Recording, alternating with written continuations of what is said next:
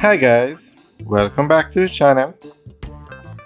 Today we are out by the Falmouth cruise ship here, and one of the largest cruise ships in the world, the Oasis of the Seas, is docked here. As you can see, this is a massive ship. It's a massive ship. It made its maiden voyage on December 5th, 2009, and it makes regular calls on the Falmouth port. It's a Royal Caribbean ship, and it was built by STX Europe in Finland. Now this ship is registered at 225,000 tons, and its length is 362 meters. It's one of the largest cruise ships in the world.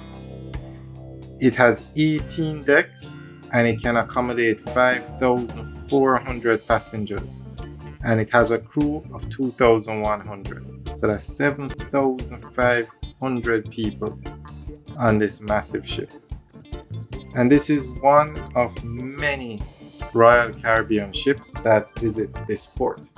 Jamaica is leading the Caribbean when it comes on to tourism, and a lot of cruise ships call on Jamaican ports.